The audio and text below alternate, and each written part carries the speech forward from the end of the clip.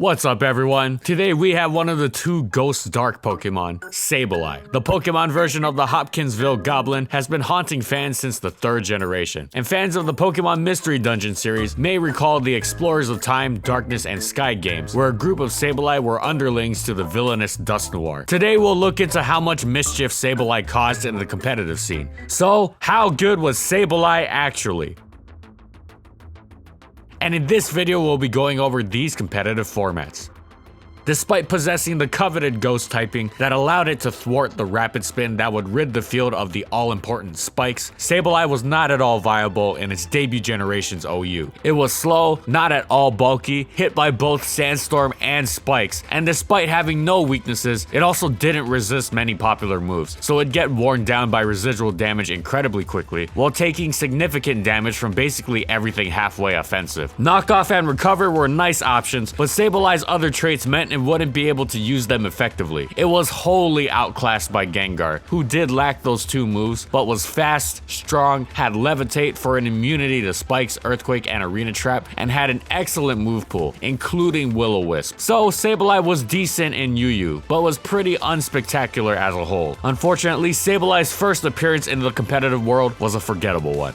Spin blocking became more important in Generation 4 with the introduction of the omnipresent Stealth Rock, but Sableye was still not the ghost for the job. There was a new dark ghost Pokemon around, Spiritomb, and it was 100% superior to Sableye. It could do everything Sableye could and then some, with better bulk, better offense, and a better move pool. Then Platinum came around and put Tomb out of business in OU with the introduction of the Rotom appliances. So Spiritomb went down to UU, and alongside Mismagius and regular Rotom, Spiritomb made sure no one ever spared Sableye even a passing glance. Sableye dropped to NU, and even all the way down there, it's decent, but still wholly unremarkable, and thus overall pretty rare. Sableye just got dunked on from every corner. Then in the Weather Generation, Generation 5's Dream World blessed Sableye with the Prankster ability. Now it had a bona fide niche in not just UU, but even OU. With priority Will-O-Wisp, Recover, and Taunt, its speed was no longer a factor, and it could function as OU's non-pursuit weak spin blocker, as well as counter the dangerous Reuniclus and Alakazam tremendously. Again, its bulk wasn't fantastic, but it was often just enough to get by. It wasn't a staple at all, but it certainly was used enough for its little niche to be recognized as a legitimate part of the metagame. It was useful on Sandstall, Rainstall, and even Sunstall. While it dealt with Fortress well, it wasn't an entirely impenetrable spin blocker, and usually needed support to deal with Tentacruel and Starmie. For example, Sand teams would usually have Tyranitar to cut off Tentacruel's Rain Dance, thus having Sableye's burn on it have an impact as well. Tyranitar could also assist in trapping Starmie with the popular Choice Scarf set. Sun teams had similar dynamics with Ninetales and Dugtrio. Sableye's 4th move varied. The standard was Nightshade for consistent damage, but there were other choices like Foul Play and Knockoff. Eventually, Snarl was discovered to also be a great option, toying with the special attacking switch-ins that otherwise wouldn't mind the halved attack from burn, like Latios and Keldeo. It also worked for messing with Starmie and Tentacruel, and even helped against Heatran switches, which it couldn't burn. Now, Sableye was also stuffed from spreading any damage by Gliscor, but at least Sableye could at least prevent Gliscor from doing anything too obnoxious with Taunt. Sableye had a fine niche in OU, and carried the same set to UU, where it was a more consistent choice for the meta. It was great in thwarting the plethora of dangerous fighting types as well as Snorlax. It also had less Pokemon in the metagame that could easily absorb Will-O-Wisp, since the fire types were Stealth Rock weak, and it also had an easier time blocking the spinners. It was easier to fit on a wider variety of teams since it needed less support. So overall, thanks to the Dream World, Sableye became a significant addition to the competitive scene, finally. Sableye saw itself become a part of the VGC circuit in 2012. It had a ton of desirable traits in the metagame, a fake out immunity, fake out of its own, and of course, Prankster support moves. Will-O-Wisp for physical attackers and general damage, Taunt for shutting down Cresselia, Gravity to fix the accuracy of its team's moves as well as its own Will-O-Wisp and to ground opponents, and Weather moves to mess with other weather and support its own team. It also commonly ran Trick alongside Lagging Tail to cripple the opposing team's speed, which was huge for slower teammates like Hydreigon and Metagross. Finally, Sableye was one of the few Pokemon to effectively run Snatch, stealing boosting moves from the opponent or even from its teammate. Gen 5 VGC isn't too well documented. In 2013, Jeff Hamilton used it to reach 17th at the US Nationals. Jin Woo Lee tied for 5th at Korea's prestigious Legend Cup. Javier S. Fox reached top 8 in the senior division at German Nationals, Jack Clark reached 5th at the Australian Nationals, Jens D reached top 16 at the German Nationals, and most impressively, Matthias reached 8th at Worlds with it. Sableye wasn't a metagame crusher, but it was a great choice for top players who could utilize its unique traits.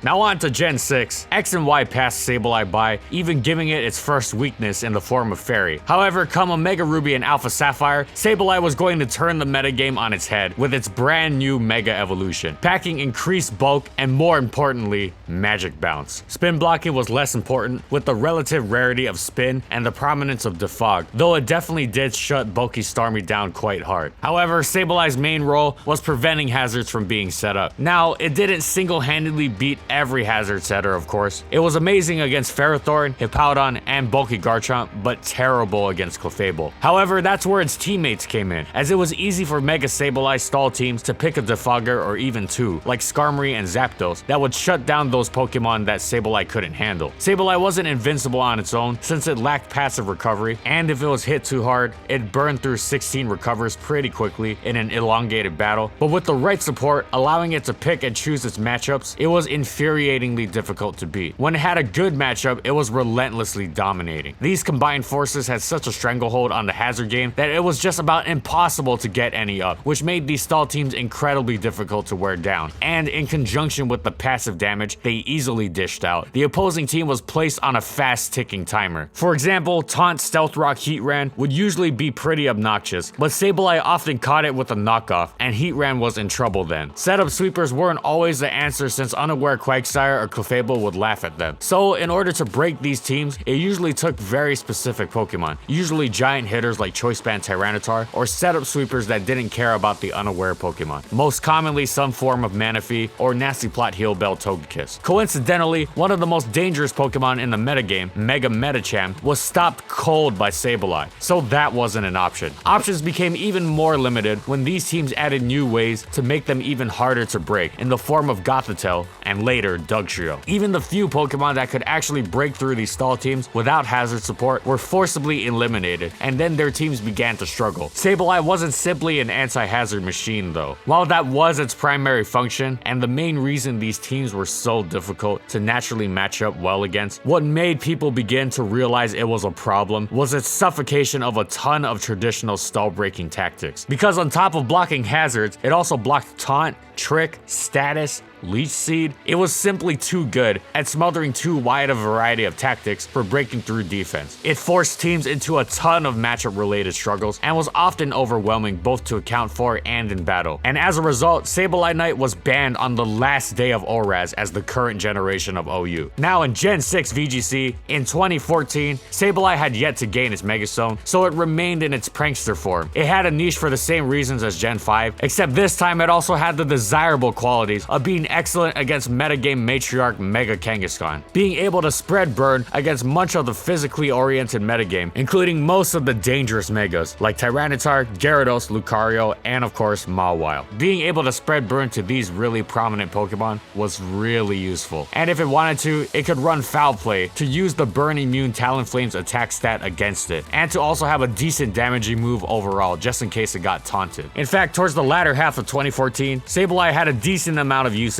and as such, we've limited the placements today for top 5 placers only. Matthew B reached 1st at the Adelaide Regionals, an unknown Ty used it to reach 5th at the Brisbane Regionals, where an unknown Michael reached 3rd in the senior division. Then John Hugh reached 4th at the US Nationals, using an intriguing Sableye set that didn't have Protect or Fake Out, but instead running Confuse Ray, Taunt, Will-O-Wisp, and Shadow Sneak. Riku Miyoshi reached 4th at Worlds in the juniors division with it. In the regionals that counted toward the 2015 season but kept 2014 rules, Chase Liebert came in 1st at Phoenix. Then, despite Sableye's Megaform being available in 2015, it just about never used it. Magic Bounce isn't nearly as valuable in the entry hazard lacking VGC, and as a Mega, there was no reason to use the offensively lacking Sableye when Megas like Salamence and Kangaskhan existed. Prankster, on the other hand, was as useful as ever, especially with Quash now being used. If it connected first, this move made an opponent go last, so if Sableye quashed an opposing Mega Salamence, its partner Mega Kangaskhan would outspeed it. This was of course potentially game changing, and became a huge part of Sableye's game in addition to its usual tricks, since it usually had a move slot or two to spare beforehand. Using Sableye, Nikolai Zielinski reached 5th at the Oregon Regionals, Aaron Kovacs reached 8th at the Melbourne Regionals, Tiffany Stanley and Jake Huang Tig reached 11th and 15th respectively at the Washington Regionals, Nathan Mack and Matthew Shepard reached 26th and 35th respectively at the UK Nationals. Also, it's worth noting that Emilia Zoldi, who reached 3rd at the Massachusetts Regionals, used the otherwise totally unseen Mega Sableye. Then, with all the terrifying restricted Pokemon running around in 2016, it wasn't wise to mince slots, and since Mega Gengar was fast enough to burn Mega Rayquaza without Prankster while also being a huge threat, Sableye's usage dropped significantly, as it wasn't bulky enough to withstand this utterly nuclear metagame filled with Xerneas and the Primals. However, it did have one fantastic niche that any good player knew of though: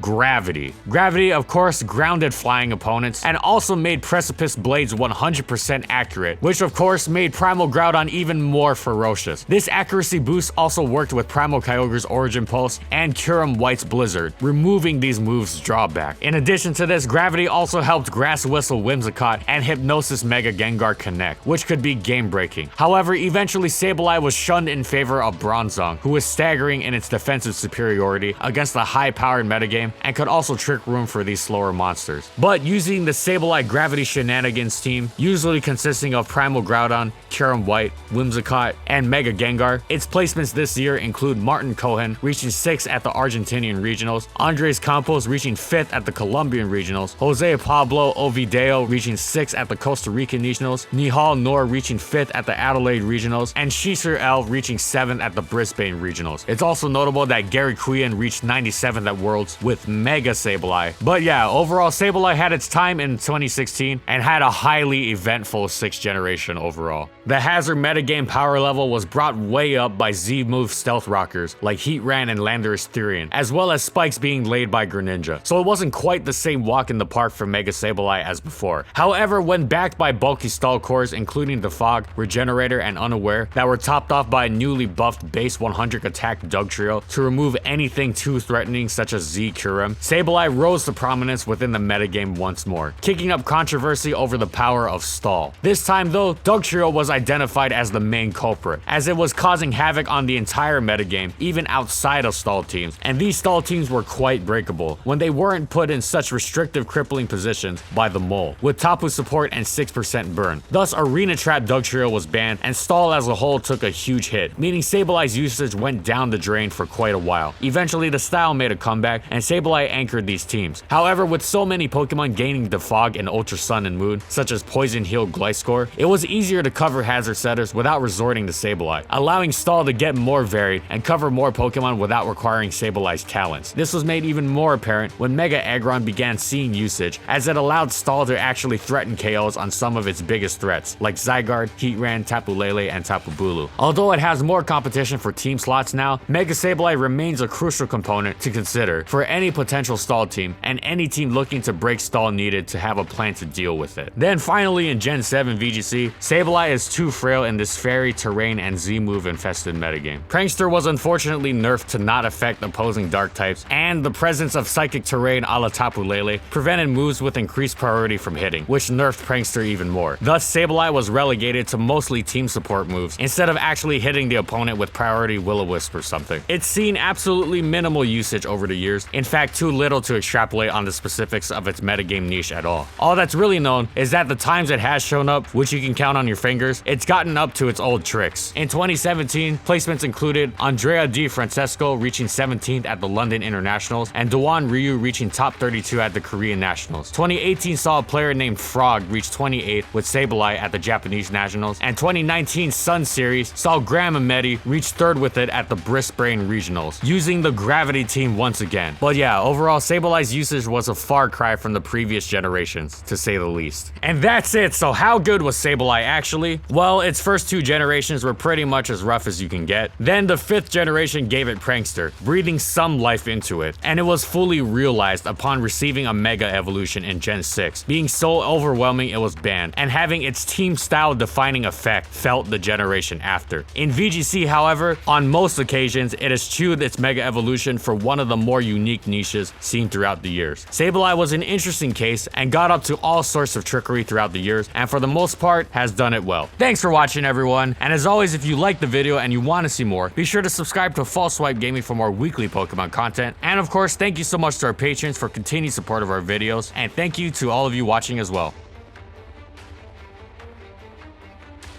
Also, what do you think about competitive Sableye? How would you change it? Would you give it another ability other than Prankster at this point? Whatever it is, let me know in the comments. And to vote for next week's Pokemon, go to the community tab of this channel and comment on the latest post there on which Pokemon you want to see next week.